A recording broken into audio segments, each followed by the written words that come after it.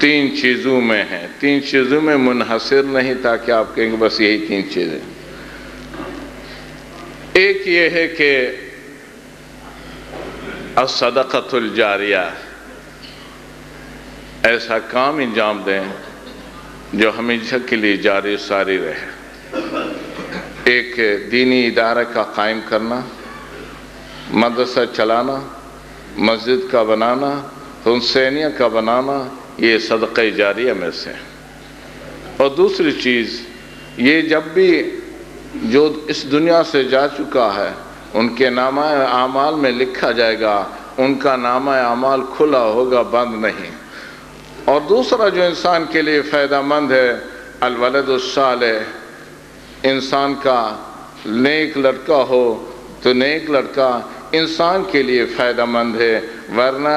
کوئی انسان ایسا نہیں کہ جو اپنی اولاد کی تربیت اور خدمت کے لیے تیار نہ ہو۔ لیکن یاد رکھے یہ اولاد سب سے پہلے آپ اپنی فکر کریں، آخرت کی اپنی فکر کریں۔ اور بعد میں بتاؤں گا جب قیامت کے دن انسان کے نامہ اعمال تولے جائیں گے تو پھر اس میں دیکھا جائے ایک عمل کی کمی ہو، اگر کسی سے مانگنا چاہیں تو وہ کہے گا نفسی نفسی کا عالم ہوگا، وہی کہے گا کہ میرے پاس کوئی نہیں ہے، میں خود محتاج ہوں۔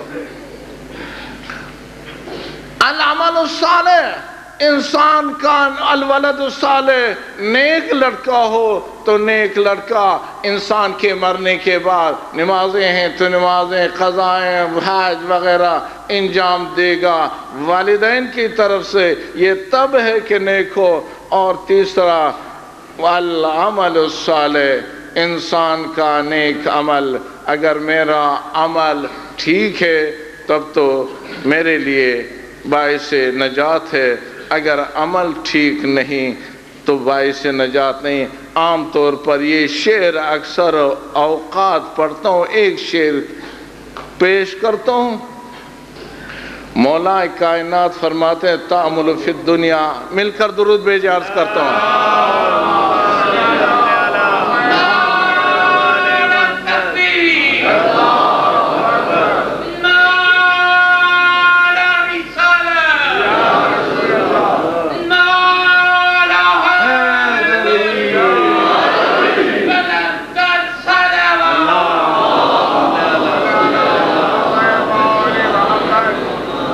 دیوان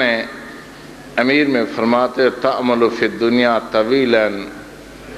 اذا جن لیل ما تدری اذا جن لیل حل تعیش الی غدا۔ دنیا میں تو بہت زیادہ آرزو رکھتے ہو کہ یہ کروں گا وہ کروں گا، لیکن تمہیں نہیں معلوم کہ جب رات چھا جاتی ہے تو صبح تک زندہ بھی رہو گے یا نہیں، کوئی پتہ نہیں۔ یہ مولا کائنات فرماتے ہیں کہ جو ان سے منسوب دیوان ہیں۔ اور دوسرا شعر پیش کر کے ختم کر رہا ہوں، فرماتے ہیں کم من صحیح مات من غیر علت وکم من مریض عاشا دہرا الی دہر۔ کم من صحیح مات من غیر علت، کتنے ٹھیک ٹھاک ہیں بغیر کسی بیماری کے اس دنیا سے چلے گئے۔ وکم من مریض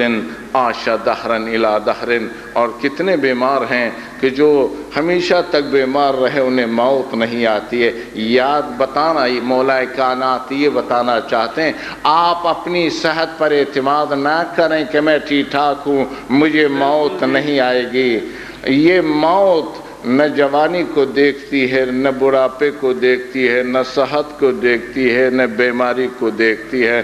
انسان پہ موت آتی ہے۔ اس لیے ہمیں چاہیے کہ اپنا عمل ٹھیک ٹھاک رکھیں۔ عمل کے بغیر انسان والعصر ان الانسان لفی خسر،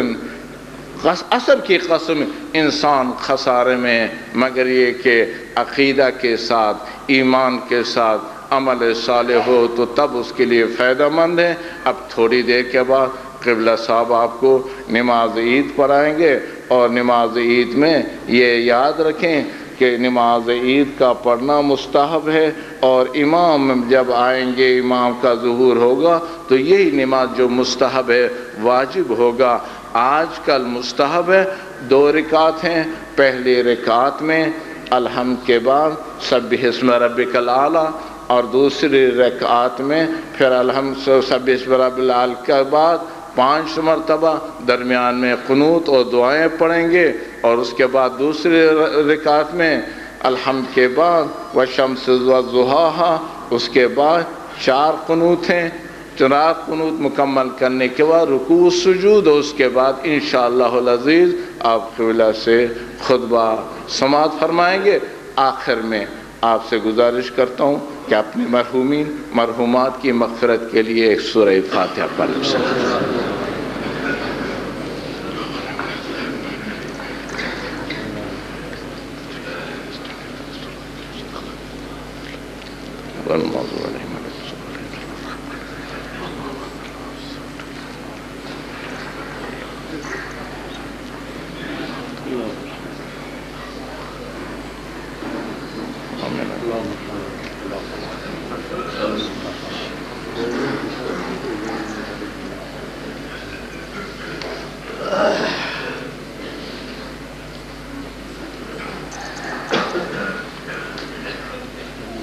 محمد وآل محمد صلوات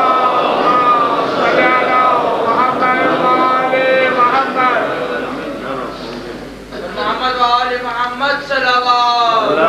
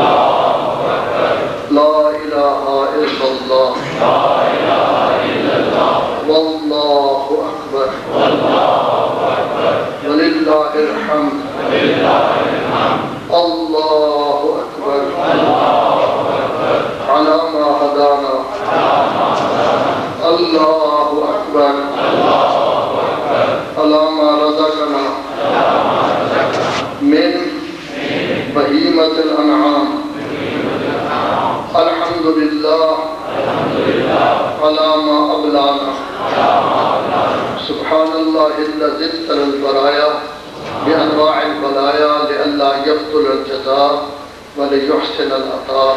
وبعث الرسل ونصب هداة خير السبل ضعيفة الحالات قوية في عزائم النيات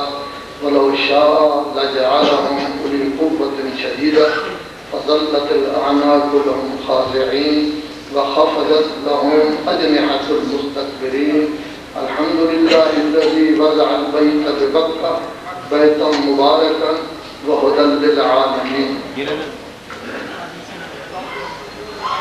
خداوند عالم کا ارشاد ہے کہ میں نے انبیاء رسل پیغمبر بھیجے، کمزور تھے بیچارے، کوئی بہت بڑی طاقت نہیں رکھتے تھے کہ زبردستی لوگوں کو اللہ کی عبودیت کی طرف مائل کر، وہ اس قدر طاقتور نہیں تھے کہ سب کی گردنیں ان کے سامنے جھک جائیں اور ہر شخص ان کی بات ماننے کے لیے تیار ہو جائے، لیکن اللہ فرما رہا ہے میرے انبیاء کی نیت، ان کے مقاصد، ان کے اہداف بڑے قوی تھے۔ کوئی مصیبت کوئی تکلیف آئی، انہوں نے اس مصیبت اور تکلیف کی پرواہ نہیں کی، ہر جگہ میری الوہیت، ہر جگہ میری معبودیت کا اللہ نے تذکرہ کیا۔ میں بھی یہی چاہتا ہوں، اللہ فرماتا ہے کہ سب لوگ میری عبادت کریں اپنی مرضی سے، اپنے اختیار سے، جبر سے نہیں، اکراہ سے نہیں۔ لذا میں نے انبیاء کو ڈنڈا دے کر نہیں بھیجا، حکمران بنا کر نہیں بھیجا، اس طرح کا طاقتور بنا کر نہیں بھیجا کہ ان کے مال کی وجہ سے، ان کی دولت کی وجہ سے، ان کے باغات کی وجہ سے، ان کے سردار ہونے کی وجہ سے، ان کے تمندار ہونے کی وجہ سے لوگ ان کی بات مانیں، بلکہ ان کو میں نے بھیجا ہے عام زندگی بسر کریں، تکلیفیں اٹھائیں، زحمتیں اٹھائیں، لیکن اللہ کا پیغام لوگوں تک پہنچے۔ اور جگہ جگہ میں نے انہیں یہ کہا ہے کہ یہ بھی بتا دو ہم فیس نہیں چاہتے، آپ سے اجرت نہیں چاہتے، کوئی پیسے نہیں چاہتے، کچھ نہیں چاہتے،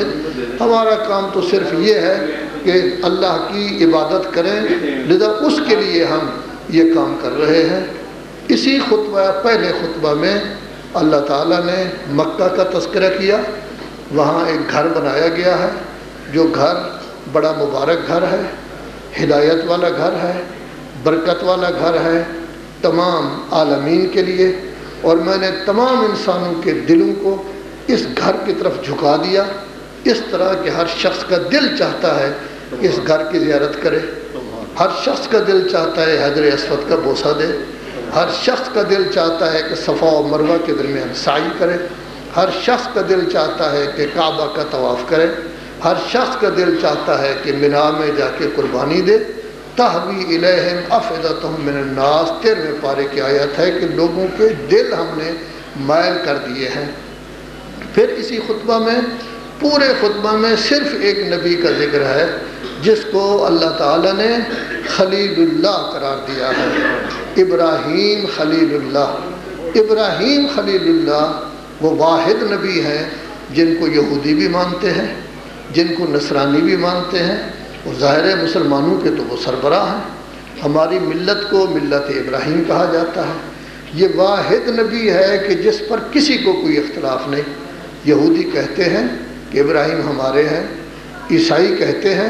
ابراہیم ہمارے ہیں، قرآن مجید ہمیں درس دے رہا ہے نہیں نہیں ابراہیم کسی کے بھی نہیں ہے، ابراہیم اللہ کے ہیں، وہ اللہ کی طرف جھکنے والے ہیں، ان کا ہر کام اللہ کے لیے ہوتا تھا، ان کا مقصود اللہ تھا، ان کا مطلوب اللہ تھا۔ اگر اللہ یہ چاہتا ہے کہ وہ اپنی تمام بکریاں قربان کر دیں تو صرف ایک کلمہ سبوح قدوس ربنا ورب الملائکۃ والروح پر انہوں نے پورے کی پوری بکریاں قربان کر دی۔ اور اگر اللہ چاہتا ہے کہ وہ منجنیق میں سوار ہو کر توپ میں ان کو ڈال کے آگ میں ڈالا جائے تب بھی وہ کوئی پرواہ نہیں کرتے۔ وہ جب جبرائیل کہتا ہے میری مدد کی ضرورت ہے تو وہ کہتے ہیں نہیں نہیں تیری مدد کی ضرورت نہیں ہے۔ تو وہ کہتا ہے چلو جس کی مدد کی ضرورت ہے اس کو پکار لو۔ تو وہ جواب میں کہتے ہیں وہ اللہ بھی تو دیکھ رہا ہے، اگر اس وقت میری ضرورت ہے میں نے کوئی کام کرنا ہے تو مجھے بچا لے گا، نہیں کرنا تو کوئی فرق نہیں پڑتا۔ اور جب اللہ نے چاہا کہ وہ اپنے بیٹے کو جا کے قربان کریں تو وہ بیٹے کی قربانی دینے کے لیے تیار ہو گئے۔ تو ابراہیم وہ نبی ہیں جن کو اللہ کا خلیل کہا گیا ہے، جن کا مقصود اللہ تھا، جن کا مطلوب اللہ تھا۔ اللہ نے قرآن مجید میں کافی دفعہ ان کا تذکرہ کیا ہے، لیکن دو جگہ ہمیں مخاطب کر کے کہا گیا ہے کہ اے لوگوں سب کے سب مل کر اس ابراہیم کی پیروی کرو۔ قد کانت لکم فی ابراہیم اسوۃ حسنہ والذین معہ، ابراہیم کی بھی پیروی کرو اور ابراہیم کا جو ساتھ دینے والے تمام ہیں ان کی بھی آپ پیروی کریں۔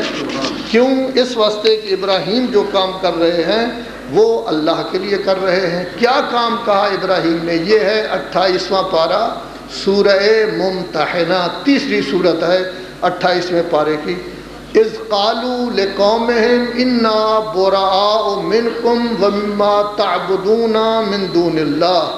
انہوں نے اکیلے ہوتے ہوئے، تنہا ہوتے ہوئے اپنی پوری قوم سے کہہ دیا لوگوں میں بری ہوں آپ سے، لوگوں میرا آپ کے ساتھ کوئی تعلق نہیں، برات کرتا ہوں آپ لوگوں سے۔ کیوں؟ اس واسطے کہ آپ اللہ کے علاوہ بتوں کی عبادت کرتے ہو۔ صرف اسی پر اکتفا نہیں کیا، تنہا شخص یہ کہہ رہا ہے کفرنا بکم، ہم آپ کو کافر سمجھتے ہیں،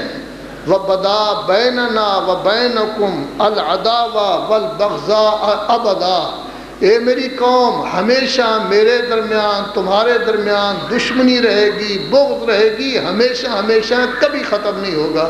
اگر یہ بغض ختم ہوتا ہے تو اس کی صرف ایک صورت ہے، وہ کیا؟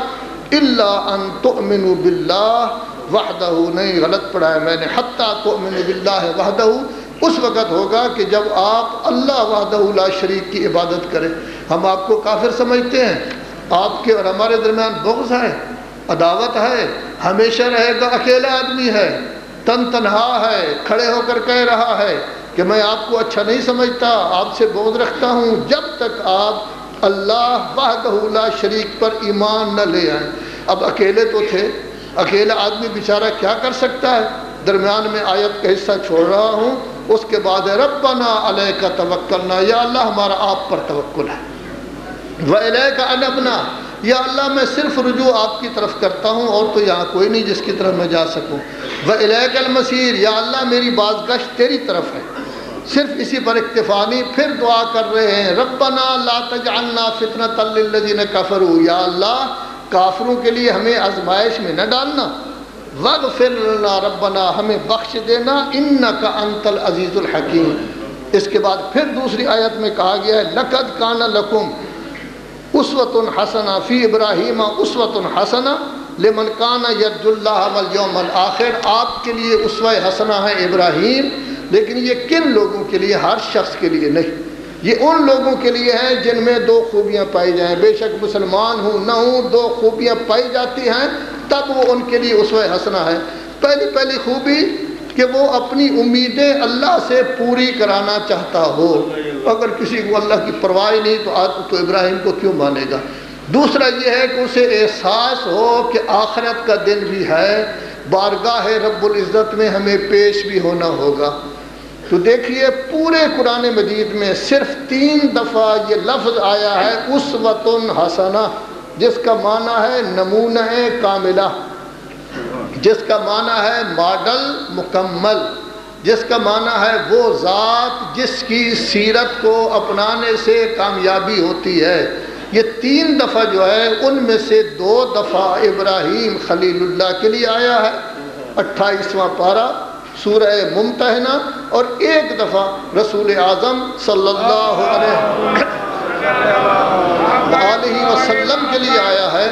یہ سورہ احزاب ہے، 21واں پارہ، جس میں جنگ خندق کے واقعہ کا تفصیل کے ساتھ تذکرہ ہے۔ اس سورہ میں تیسرے رکوع کی ابتدا میں کہا گیا ہے لقد کان لکم فی رسول اللہ اسوۃ حسنہ، اللہ کے رسول آپ کے لیے نمونہ کاملہ ہیں، لیکن کن کے لیے؟ ہر شخص کے لیے نہیں، لمن کان یرجو اللہ، اس شخص کے لیے جو اللہ سے اپنی امیدیں پوری کرانا چاہتا ہو۔ اور پھر دوسری خوبی اس میں کیا پائی جاتی ہو؟ والیوم الآخر، قیامت پر ایمان رکھتا ہو۔ 2 خوبیاں، یہ خوبیاں ابراہیم کے لوگوں میں بھی ذکر کی تھی، اللہ کے پر بھی امید رکھتا ہو، اور پھر ساتھ ساتھ قیامت پر بھی ایمان رکھتا ہو۔ ایک تیسری خوبی کا ذکر فقط رسول اعظم صلی اللہ علیہ وآلہ وسلم کے بارے میں ہے، وذکر اللہ کثیرا، اللہ سے امید بھی رکھتا ہو، 1 قیامت پر ایمان بھی ہو، 2 اور اللہ کی یاد بہت زیادہ کرتا ہو۔ اور 22ویں پارہ میں ارشاد ہے ایمان والو اذکر اللہ ذکرن کثیرا، اللہ کی یاد بہت زیادہ کیا کرو، اللہ کا ذکر بہت زیادہ کیا کرو۔ الا بذکر اللہ تطمئن القلوب، 13ویں پارے کی آیت ہے، اللہ کے ذکر سے ہی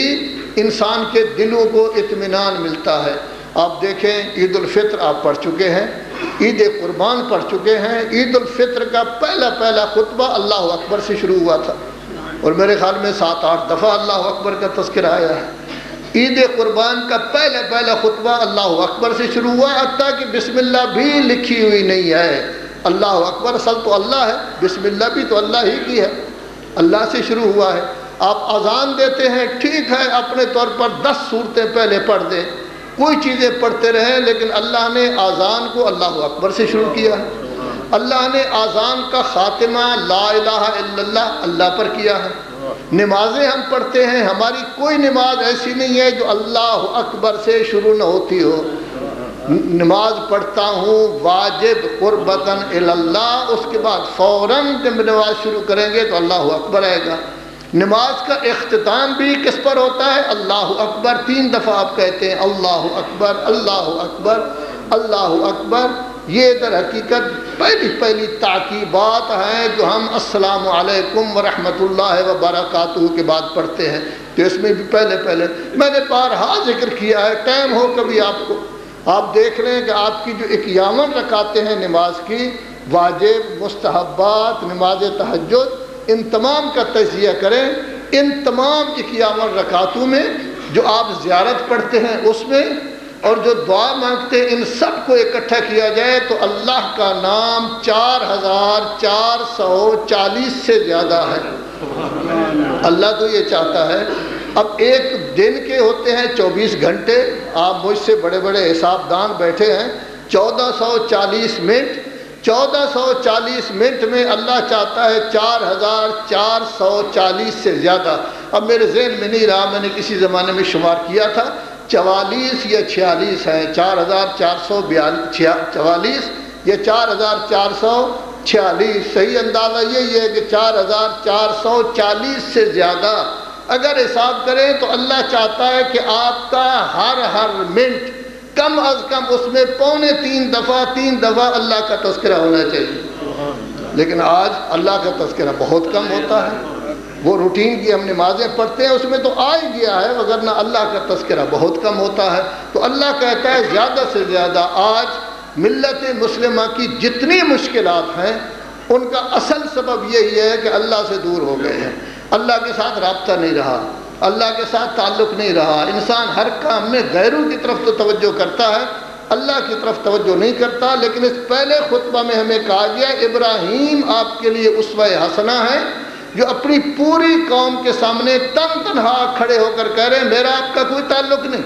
مجھے عداوت ہے آپ سے، بغض ہے، جب تک ایمان نہیں لے آئیں گے پھر اللہ پر میرا توکل ہے، اللہ کی طرف میں رجوع کرتا ہوں۔ تو ہمیں درس دیا جا رہا ہے، اے مسلم بن۔ مسلم کا معنی ہوتا ہے ہر معاملہ میں اللہ کے سامنے جھکنے والا، ہر معاملہ میں اللہ کے سامنے سر تسلیم خم کرنے والا، اللہ کے ہر فیصلے کو مکمل طور پر ماننے والا، حتیٰ کہ دل میں بھی یہ تصور نہ ہو کہ یہ فیصلہ ٹھیک ہے یہ ٹھیک نہیں۔ اسی واسطے 5ویں پارہ میں کہا گیا ہے اے میرے حبیب آپ کا کلمہ پڑھنے والے کلمہ تو پڑھتے ہیں لیکن کوئی فائدہ نہیں کلمہ کا جب تک 3 خوبیاں نہ پائی جائیں۔ ایک یہ کہ آپ پر ایمان رکھتے ہوں اس لیے کہ میں نے حکم دیا ہے، دوسرا یہ ہے کہ آپ کے ہر فیصلے کو مانیں،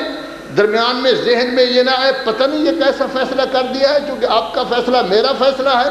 تیسرا یہ ہے کہ آپ کے سامنے مکمل قلباً دل سے سر تسلیم خم کریں، کیونکہ آپ کے سامنے سر تسلیم خم کرنا میرے سامنے سر تسلیم خم کرنا ہے۔ تو انسان کا معراج اللہ اس کا مطلوب ہو، اللہ ہی اس کا مقصود ہو، اللہ ہی اس کی مراد ہو، تبھی انسان کے لیے کامیابی و کامرانی ہو سکتی ہے۔ بسم اللہ الرحمن الرحیم، انا اعطیناک الکوثر فصل لربک وانحر انا شانئک ھو الابتر۔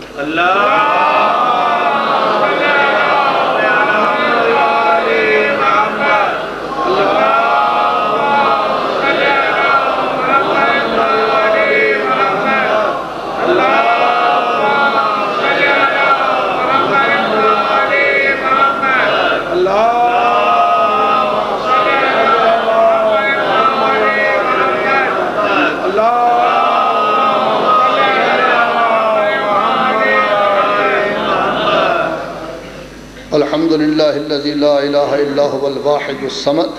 الذی لم یتخذ صاحبۃ ولا ولد اوصیکم عباد اللہ بتقوی اللہ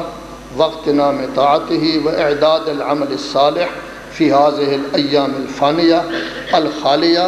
قبل ان یہجم علیکم الموت الذی لا مہرب منہ ولا مفر۔ صلوات پڑھیں محمد والا۔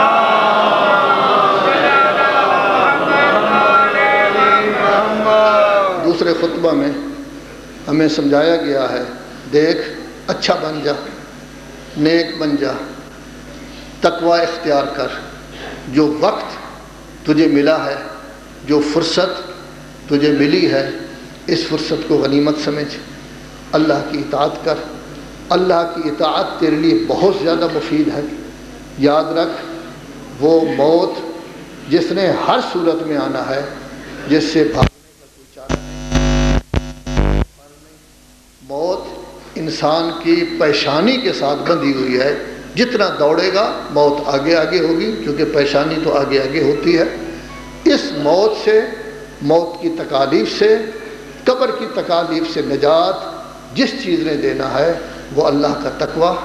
اللہ کی طاعت اور فرصت کے لمحات کو اچھا سمجھ کر اس کے مطابق عمل کرنا ہے۔ آج حضرت مسلم دنیا کی ہر خطہ میں مصیبت میں مبتلا ہے، تکلیف میں مبتلا ہے۔ کوئی خطہ ایسا نہیں ہے کہ جس میں مسلمانوں کے خون سے ہولی نہ کھیلی جا رہی ہو، ہر جگہ اس کو مارا جا رہا ہے، لیکن مسلمانوں کی نظریں ہمیشہ اس چودھری کی طرف ہوتی ہیں، دیکھتے ہیں کہ وہ ہمارے لیے کیا سیاست بناتا ہے، وہ ہمارے لیے کیا کہتا ہے، لیکن اللہ کی طرف توجہ نہیں ہوتی، اللہ ہمارے لیے کیا کہتا ہے۔ اللہ تعالیٰ تو 21ویں پارہ میں ارشاد فرماتا ہے، سورہ عنکبوت کی آخری آیت ہے، والذین جاہدوا فینا، کوشش تو کرو ہماری طرف آنے کی،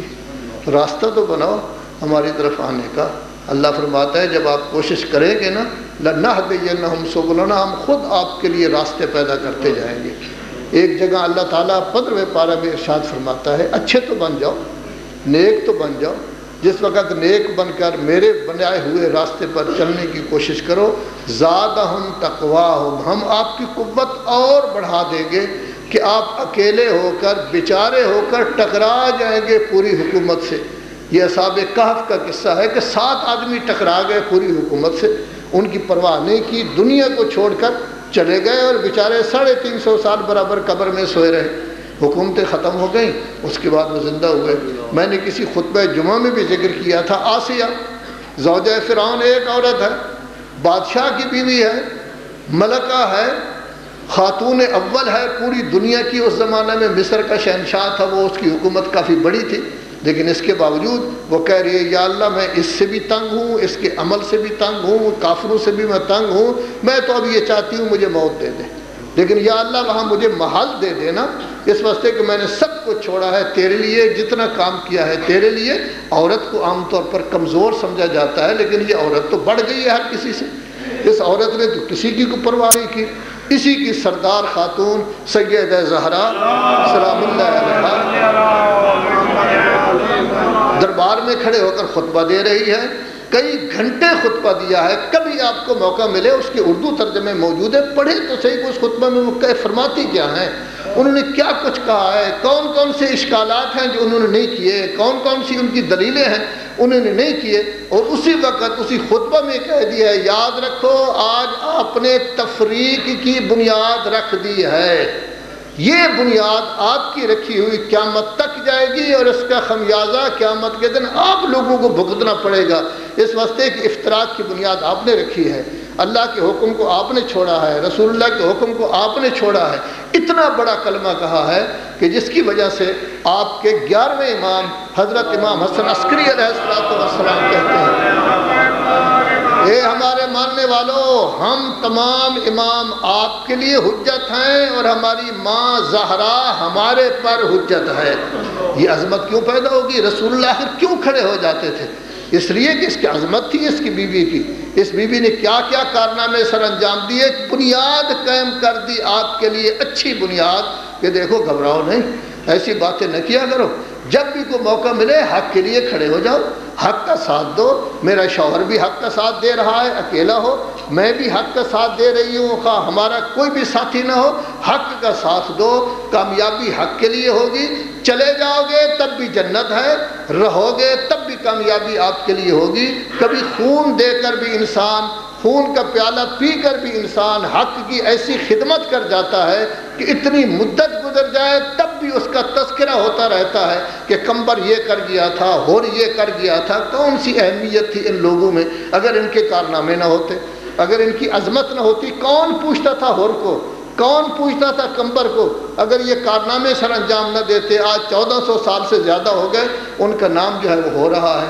فطرت انسانی یہی ہے کہ جب تک اس کے پاس دولت نہ ہو اس وقت تک نیکی زیادہ ہوتی ہے، ضرورت ہوتی ہے نا، دعائیں مانگتا ہے، یا اللہ سب کچھ آپ نے کرنا ہے، یا اللہ میں بیچارہ ہوں، یا اللہ میری فلانی حاجت۔ لیکن جب دولت کے انبار لگ جائیں، جتنا وقت گزرتا ہے اتنا اللہ سے اکثر اوقات، بہت کم لوگ ہیں جو برقرار رہتے ہیں، اکثر اوقات دور ہو جاتے ہیں۔ اور یہ میں نہیں کہہ رہا، نہج البلاغہ میں مولا کائنات امیر المومنین علی بن ابی طالب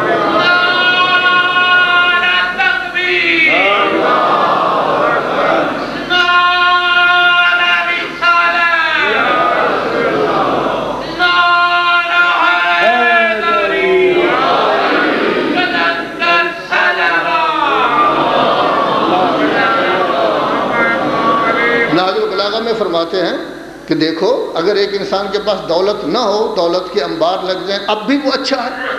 اب بھی نیکی پر برقرار ہے، سمجھ جاؤ کہ واقعہ نیک ہے، اندر سے نیک تھا، مگر نہ یہی سمجھو پہلے کوئی اس کے حالات ہی ایسے تھے، وہ آگے بڑھ ہی نہیں سکتا تھا، غلط کام کر ہی نہیں سکتا تھا، اب اس کو موقع مل گیا ہے۔ اسی طرح مولا کا دوسرا فرمان ہے کہ لوگ بڑے اصول کے پابند ہوں، بڑے قانون کے پابند ہوں، نیک ہوں، حقوق انسانی کا بڑا خیال رکھتے ہوں، جب کرسی پر بیٹھ جائیں آیا پھر بھی ایسا ہے،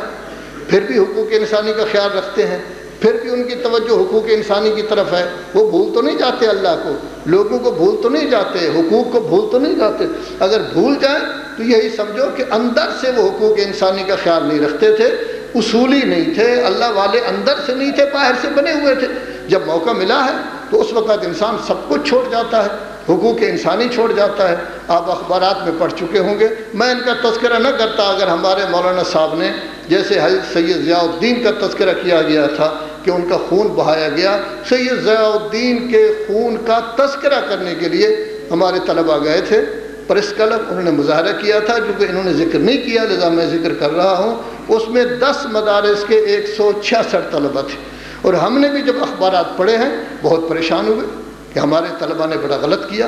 بڑا خراب کام کیا کہ پریس کلب پر حملہ کیا، ان کو زخمی کیا، شیشے توڑ دیے، کاریں توڑ دیں، یہ کیا وہ کیا، لیکن ظاہر ہے کہ ہم نے ان کو چھڑوانا تو تھا۔ اس کے لیے جب ہمارے مولوی صاحبان مختلف وزراء کے پاس گئے، صوبائی اسمبلی کے ممبروں کے پاس گئے، آپ یہ خیال کریں کہ ایس ایچ او سے لے کر آئی جی تک گئے، اور پھر جو گورنر صاحب کا پروٹوکول افسر ہے اس کو بھی ملے، جو وزیر اعلیٰ کا پروٹوکول افسر ہے اس کو بھی ملے، کچھ لوگ حتیٰ وزیر اعلیٰ سے ملے، وہ گجرات کے رہنے والے تھے، فاتحہ پڑھنے آئے ان کے والد گرامی کا، ان سے کہا یہ بچے گرفتار ہیں کیوں نہیں چھوڑتے؟ کہنے لگا نہیں ہم تو چھوڑ دیں گے، کوئی ایسی بات نہیں، بچے ہیں۔ کہا کہ عید قریب آ رہی ہے، نہیں عید سے پہلے ہم چھوڑ دیں گے، لیکن آپ کو پتہ ہے کہ 166 گھرانے کے بچے، ہر گھر کا ایک بچہ، 166 خاندانوں کے بچے اس وقت بھی وہ گرفتاری میں پڑے ہوئے ہیں۔ خرابی کیا پیدا ہوئی؟ 2 چیزیں اہم تھی جن کی طرف توجہ دینی تھی۔ آیا واقعاً ان لڑکوں نے حملہ کیا ہے؟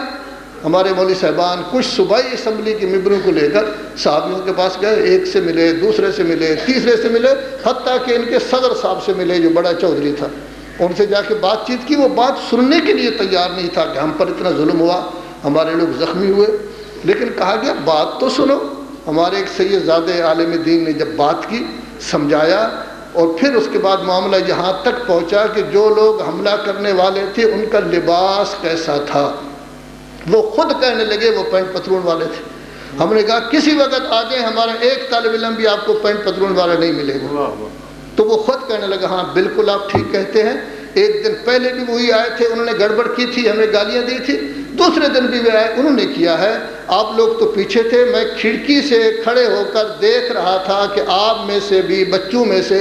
2-4 لڑکے آگے بڑھتے تھے تو آپ کے حضرات ان کو دھکے دے کر پیچھے ہٹا دیتے تھے، اب ہمیں کوئی اشکال نہیں، کچھ بھی آپ نے نہیں کیا، وہ کرنے والے کوئی اور تھے۔ میں ابھی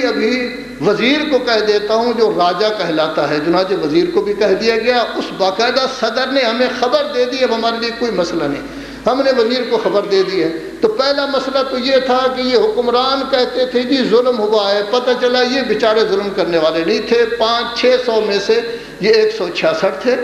بچے تھے، بڑے آرام سے دوسرے لوگ بھاگ گئے، آرام سے یہ آئے، اپنی ویگنوں میں بیٹھے، ایک دوسرے کو بلاتے رہے، گھنٹہ سوا لگ گیا، ایک چوک کراس کیا، پولیس والوں نے دیکھا یہ اکٹھے مل گئے، ان کو پکڑ کر مختلف تھانوں میں ڈال دیا گیا۔ تو جہاں تک صحافیوں کا مسئلہ ہے وہ واضح ہو گیا، بعد میں انہوں نے ہمیں ٹیلی فون کیا کہ نہیں ان لوگوں کی کوئی غلطی نہیں تھی۔ اب دوسرا مسئلہ یہ تھا کہ دہشت گردی کی عدالت، کیونکہ یہ پتہ نہیں کتنے قاتل تھے، کتنے یہ ڈاکو تھے، کتنے دشمن تھے ملک کے، کہ ان کو دہشت گردی کی عدالت میں، بہرحال جج نے وہاں فیصلہ دے دیا کوئی مقدمہ ہی نہیں ہے دہشت گردی کا، یہ کچھ بھی نہیں ہے، اس پر تو کوئی چیز بھی ثابت نہیں ہو سکی۔ اب عدالت سے بھی کہا گیا کہ دہشت گردی نہیں، اور ساتھ ہی صحافی حضرات بھی کہنے لگے کہ یہ ہم پر حملہ کرنے والے نہیں۔ اور پھر حضرات حقیقت یہ ہے کہ ہم لوگ بیچارے ہوتے ہیں، اشکال کرنے والے ہم پر زیادہ ہوتے ہیں۔ جیسے کسی زمانہ میں حضرت امام حسن علیہ السلام کو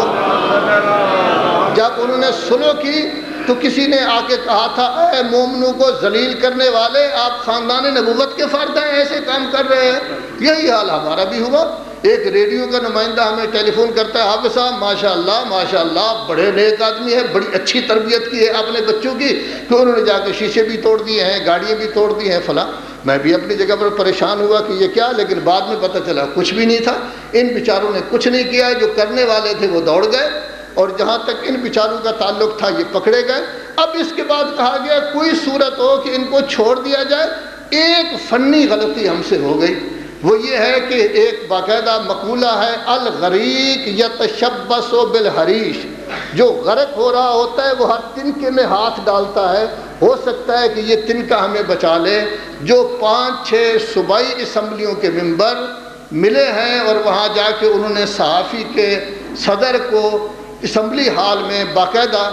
اجلاس ہوتے ہوئے کہا ہے کہ آپ ان سے بات کریں، وہ بات سننے کے لیے تیار نہیں تھا، لیکن کہا بات تو کریں۔ لیکن جب ہمارے سید زادہ عالم دین نے بات چیت کی، انتہا تک پہنچا، وہ خود مان گیا کہ ان کا کوئی قصور نہیں، تو بات ختم ہو گئی۔ اب فنی غلطی یہ تھی کہ ایک وزیر جو راجہ کہلاتا ہے، نام اس کا میں نہیں لیتا، اس نے جا کے وزیر اعلیٰ سے باقی لوگوں سے کہا ٹھیک ہے، وہ جو آئے تھے نا دوسرے اسمبلی کے ممبر، 4 تو ہمارے تھے،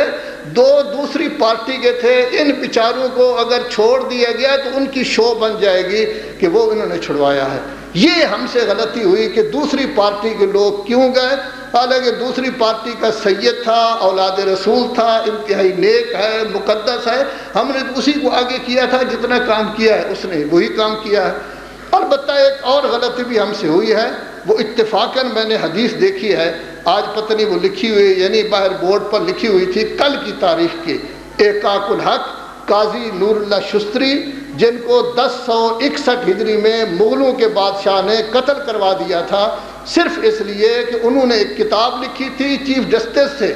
کتاب لکھی تھی جس کا نام تھا مجالس المؤمنین، اس میں 14 معصوموں کا تذکرہ تھا، تو وہ سمجھ گیا کہ یہ ہمارا نہیں ہے، اس طرف سے ہے، تو اس بیچارے کو شہید کر دیا گیا۔ انہی کی کتاب سے ایک حدیث لکھی گئی تھی جس میں کہا گیا تھا من املا فاجرن،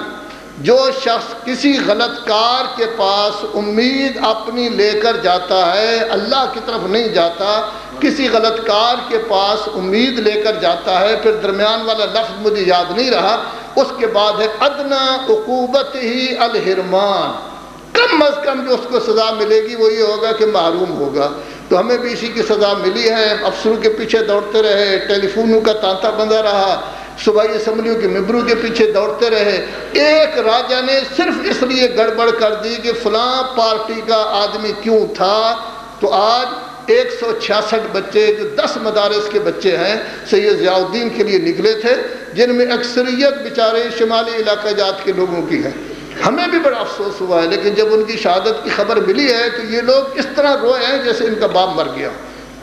حتیٰ ہمارے مولانا صاحب بھی اسی طرح رو رہے تھے۔ مولانا صفدر حسین صاحب نے سن 83 میں ان کو پرنسپل بنایا تھا جامعۃ المنتظر مانچسٹر کا، انگلینڈ کے مدرسے کا۔ 2 سال یہ سید زادہ وہاں رہا، پھر ہاتھ باندھ کر مولوی صاحب کے پاس بیٹھ گیا کہ مولانا میں دین اپنا جو ہے نا وہ میرا خراب ہو رہا ہے، جس طرف دیکھو یہ عورتیں ہیں، یہ بدکاری ہے، یہ فلاں ہے، خدا را آپ مجھے چھٹی دے دیں۔ تو مولانا صاحب نے چھٹی دے دی۔ یہ وہ شخص ہے کہ آج بھی اپنے باپ کی طرح ہر نماز وضو کے علاوہ غسل کر کے پڑھتا ہے، اور دریا ان کے ساتھ بہہ رہا ہے، ان کی مسجد کے ساتھ۔ بہت بڑی مسجد اس نے بنوائی ہے، 3 منزلہ مسجد، پوری دنیا میں آپ کی کوئی ایسی مسجد نہیں ہے۔ دبئی میں ایک مسجد ہے لیکن وہ بھی اس سے چھوٹی ہے۔ بہت نیک سید تھا، متقی تھا، اس کے لیے وہ نکلے، انہوں نے آواز بلند کی۔ یاد رکھیں جن کے پاس کرسی ہوتی ہے انہیں کوئی احساس نہیں رہتا، انہیں کچھ بھی یاد نہیں رہتا کہ ہم کیا کر رہے ہیں کیا نہیں۔ یہی لوگ حکمران تھے، انہی میں ایک سپیکر تھا، انہی بھائیوں میں سے ایک وزیر داخلہ تھا، ان کے چودھری اور تھے۔ اسی جامعۃ المنتظر پر سن 96 میں حملہ کیا گیا، 4 بجے سے لے کر 10 بجے تک جامعہ کو لوٹا گیا، تاراج کیا گیا، کمرے توڑے گئے، طالب علموں کے پین لے گئے، جو گھڑیاں پڑی ہوئی تھیں وہ لے گئے، جوتے پڑے ہوئے تھے وہ لے گئے، انگوٹھیاں پڑی ہوئی تھیں وہ لے گئے، سادات کے گھروں میں داخل ہو گئے، اور گھروں میں داخل ہو کر پردے کا بھی 4 بجے تو ہر کوئی سویا ہوا تھا، نماز ابھی تک نہیں ہوئی تھی، لیکن ان کا حال کیا ہوا کہ آج وہ کہاں ہیں۔ یہ لوگ بھی نہیں سوچ رہے کہ آج آپ حکمران ہیں، کرسی پر بیٹھے ہیں، غلطی بھی نہیں، دہشت گردی کی عدالت کہتی ہے کوئی مقدمہ نہیں، ادھر دوسرے کہتے ہیں ان کا کوئی قصور نہیں، پھر کیوں یہ لوگ پکڑے ہوئے ہیں کہ آج 166 گھروں میں عید تو نہیں ہوگی، ان خاندانوں میں عید تو نہیں ہوگی، ان خاندانوں میں نہیں بلکہ محلوں میں عید نہیں ہوگی، محلہ دار تو ان کو آ کے عید مبارک تو نہیں دیں گے۔ یہ سب کچھ پریشان، کئی عورتیں بیچارے آئی بیٹھی ہیں کہ میرا بیٹا یتیم تھا، کو کیسا ہے کو کیسا ہے۔ تو در حقیقت یہ لوگ بھول گئے ہیں اللہ کی پکڑ بڑی سخت ہے، اللہ دیکھتا ہے غریبوں پر ظلم تو نہیں ہو رہا، مسافروں پر تو ظلم نہیں ہو رہا، 166 میں 60 سید زادے ہیں، تو ظاہر ہے کہ اس طرح ظلم کرنے کے بعد وہ کیا سمجھتے ہیں ان کو 2 مہینے اندر رکھیں گے، مہینہ اندر رکھیں گے، کچھ بھی نہیں کر سکتے، ان کا کوئی قصور نہیں، کچھ نہیں، چور پھر رہے ہیں، ڈاکو پھر رہے ہیں، قاتل پھر رہے ہیں، ہزاروں آدمی ہمارے قتل ہوئے ہیں، وہ قتل تینوں حکومتوں کے زمانے میں ہوئے ہیں، آج تک ایک کو بھی پھانسی نہیں دی گئی، ایک شخص کو بھی پھانسی نہیں دی گئی۔ ضیاء الدین کے قاتلوں کا بھی یہی تھا، یہی ہوگا، آج تک 18 دن ہو گئے، 14-15 دن ہو گئے، وہ آدمی پکڑا ہوا لاش موجود ہے، یہ لوگ یہ معلوم ہی نہیں کر سکے یہ کون ہے، بس اتنا کہتے ہیں یہ گلگت کا رہنے والا نہیں۔ دوسرا ایک آدمی زندہ پکڑا ہوا ہے، بتاتے ہی نہیں کہ زندہ پکڑا ہوا ہے، یعنی تو ان لوگوں نے کیا کرنا ہے، اللہ کی لاٹھی بے آواز ہے۔ اللہ کہتا ہے جب آپ کے پاس کوئی راستہ نہ ہو تو لوگوں کے پاس نہ دوڑو، میری طرف رجوع کرو۔ میں نے آپ کا وقت بہت زیادہ لے لیا ہے، صرف ایک فرمان۔ بنی عباس کے بادشاہ کی حکومت تھی، ایک بوڑھا آدمی جو عصا کے سہارے چل رہا ہے، بڑا قد آور تھا، کمر جھکی ہوئی ہے، آ کے اس کے گھوڑے کی لجام کو پکڑ لیتا ہے اور کہتا ہے کہ یاد رکھو آپ کے لوگ ہماری عزتیں لوٹ رہے ہیں، ہمارے گھروں میں داخل ہو جاتے ہیں آپ کے فوجی، ان کو سمجھاؤ وگرنہ ہم بھی اسلحہ لے کر کھڑے ہو جائیں گے۔ تو بادشاہ مسکرایا، کہنے لگا وہ بوڑھا آدمی کون سا اسلحہ تیرے پاس ہے؟ کہا اللہ۔ تو اللہ ہر جگہ موجود ہے، کاش ان لوگوں کو احساس ہوتا۔ ان اللہ و ملائکتہ یصلون علی النبی یا ایھا الذین آمنوا صلوا علیہ وسلموا تسلیما۔ اللهم صل علی سید المرسلین وشفیع المذنبین نبینا محمد صلی اللہ علیہ وآلہ وعلی امام المسلمین وقائد الغر المحجلین امیر المومنین علی ابن ابی طالب صلوات اللہ وسلامہ علیہ وعلی سیدۃ نساء العالمین وبدعۃ خاتم النبیین سیدتنا فاطمۃ الزہراء بنت رسول اللہ صلوات اللہ علیہا وعلی الحسن المجتبی والحسین الشہید بکربلا وعلی بن الحسین ومحمد بن علی وجعفر بن محمد وموسیٰ بن جعفر وعلی بن موسیٰ ومحمد بن علی وعلی بن محمد والحسن بن علی علیہم الصلاۃ والسلام صلوات۔ اللهم صل على صاحب الدعوة النبوية والصولة الحيدرية والعفة الفاطمية والبهجة الحسنية والشجاعة الحسينية والعبادة السجادية والمآثر الباقرية والعلوم الجعفرية والمعارف الكاظمية والحجج الرضوية والجود التقوية والنقاوة النقوية والهيبة العسكرية والغيبة الإلهية مولانا صاحب الزمان ماحي آثار البدع والطغيان خادم بنية الشرك والنفاق حاسد فروع البغي والشقاق صلوات اللہ وسلام علیہ وعلی آباء الکرام متصلت اللیالی والایام۔ خدایا محمد و آل محمد کا واسطہ ہمارے امام زمانہ کا ظہور جل فرما۔ خدایا تجھے اپنی عزت و عظمت کا واسطہ ہمارے قلوب کو نظریہ امام سے منور فرما، ہماری آنکھوں کو زیارت امام سے روشن فرما، ایسے اعمال کی توفیق عطا فرما کہ امام کی خدمت میں حاضر ہونے کے قابل ہو سکے، ایسی چیزوں سے بچنے کی توفیق عطا فرما جس کی وجہ سے امام کی خدمت میں حاضر نہ ہو سکے۔ ملت مسلمہ کی مشکلات امام کے صدقہ میں دور فرما، ہم سب کو سوائے ہمارے کسی سوائے اپنے کسی کا محتاج نہ بنا۔ بحق محمد و آلہ الطاہرین ان اللہ یأمر بالعدل والاحسان وإيتاء ذي القربى وينهى عن الفحشاء والمنكر والبغي يعظكم لعلكم تذكرون۔ اللهم صل على محمد وآل محمد، اللهم بحق محمد وأنت المحمود، اللهم بحق علي وأنت الأعلى، اللهم بحق فاطمة الزهراء وأنت فاطر السماوات والأرض، اللهم بحق الحسن وأنت المحسن، اللهم بحق الحسین وأنت قدیم الإحسان۔ خدایا ہماری یہ عبادت قبول فرما، خدایا ہمارے اعمال میں اخلاص عطا فرما، خدایا محمد و آل محمد کا واسطہ تمام گھروں میں خیر و برکت عطا فرما۔ خدایا محمد و آل محمد کا واسطہ سب کی حاجات پوری فرما، ہماری حاجات اجتماعی ہوں انفرادی ہوں پوری فرما، فریادیوں کی فریاد رسی فرما، مشکلات میں پڑے ہوئے لوگوں کی مشکلات حل فرما، مصیبت زدہ افراد کی مصیبتوں کو دور فرما، ہمارے جو قید ہیں ان کی قیدوں کو رہا فرما، جو زخمی ہیں انہیں صحت و سلامتی عطا فرما، خدایا شہداء کے درجات بلند فرما، سید ضیاء الدین کے درجات اور بلند فرما، تمام شہداء پاکستان کے درجات بلند فرما، شہداء اسلام کے درجات بلند فرما، خدایا ہمارے جو ساتھی اس دنیا سے چلے گئے ہیں ان کے درجات بلند فرما، ہمارے جو نمازی چلے گئے ہیں ان کے درجات بلند فرما، ان نمازیوں کے خاندان کے افراد جتنے چلے گئے ہیں سب کے درجات بلند فرما، خدایا سب کے درجات بلند فرما، موجودین کی توفیقات میں اضافہ فرما، سب کی عزت عظمت میں اضافہ فرما، سب کی جان و مال و ناموس کی حفاظت فرما،